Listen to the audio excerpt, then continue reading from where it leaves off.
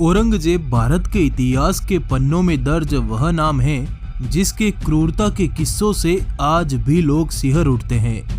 यह एक ऐसा जालिम राजा था जिसने अपने पिता को जेल में डाला, अपने सगे भाइयों और भतीजों की क्रूरता से हत्या की, यहाँ तक कि अपनी प्रजा पर बर्बरता करते हुए इसने हिंदुओं के सैकड़ों मंदिरों को भी तुड़वा दिया था। तो आइए जानते हैं हैवानियत को अपना धर्म मानने वाले इस क्रूर शासक के बारे में। सत्ता के लिए अपने सगे भाइयों का कत्ल। सन 1658 में औरंगजेब हिंदुस्तान के तख्त पर बैठा था। इतिहास गवाह है कि उसने बादशाहत का यह ताज अपने भाइयों और रिश्तेदारों का खून बहाकर हासिल किया था।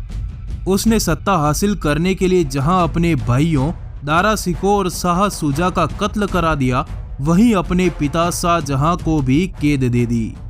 इतिहास में यह भी दर्ज है कि अपने जिस भाई मुराद बख्श के साथ मिलकर औरंगजेब ने शाहजहां के खिलाफ बगावत का बिगुल फूका था।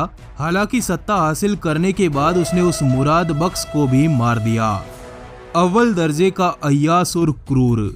सादगी का दिखावा करने वाला औरंगजेब सही मायने में अव्वल दर्जे का अय्यास था।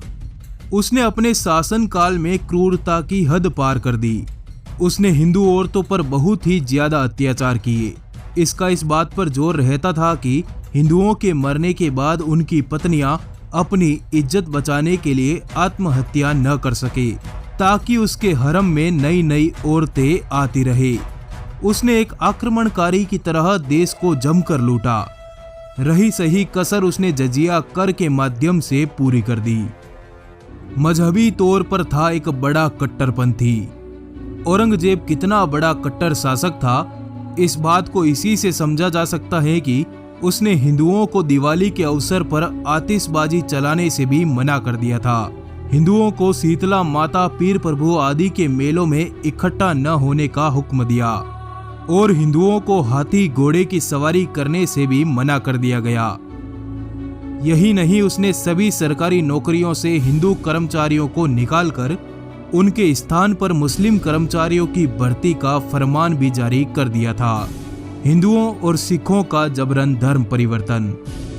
वह हिंदुओं से नफरत करता था, इसलिए उसने हिंदुओं और सिखों को जबरन मुसलमान बनाने की मुहिम चलाई। जो प्यार से मान गया तो ठीक, नहीं तो उसने जोर जबरदस्ती करने में भी कोई कोताही नहीं बरती। उसने जब हिंदुओं पर जजिया कर लगाया तो इसका बड़े पैमाने पर विरोध हुआ, पर वह कहाँ मानने वाला था। उसने बेरहमी से सभी की आवाजों को कुचल दिया।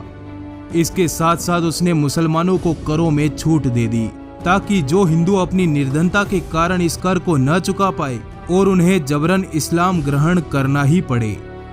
सिखों के 90 गुरु तेग बहादुर का हत्यारा। औरंगजेब ने जब कश्मीरी ब्राह्मणों को इस्लाम कबूल करने पर मजबूर किया तो उन्होंने सिखों के 90 गुरु तेग बहादुर जी से मदद मांगी।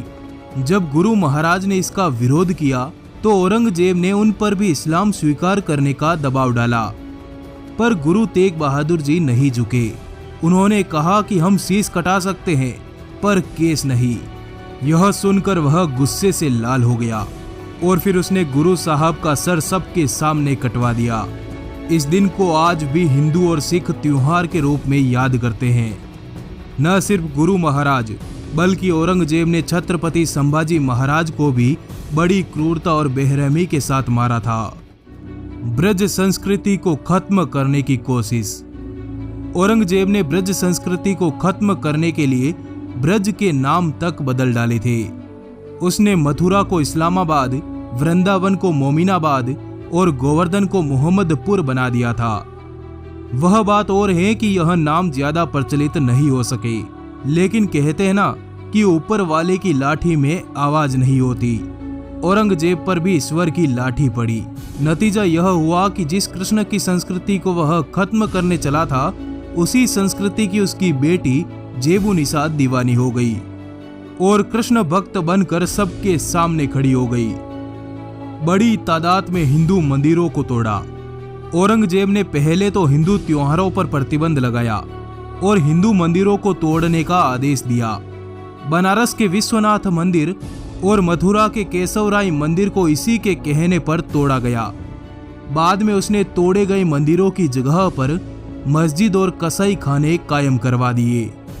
हिंदुओं के दिल को दुखाने के लिए इस क्रूर शासक ने गोवध करने तक की खुली छूट दे दी थी।